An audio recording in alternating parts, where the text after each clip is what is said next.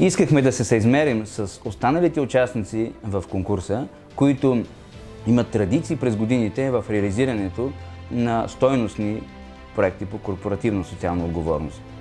Търсихме нашето място сред големите и успешни брандове в България и мисля, че го намерихме.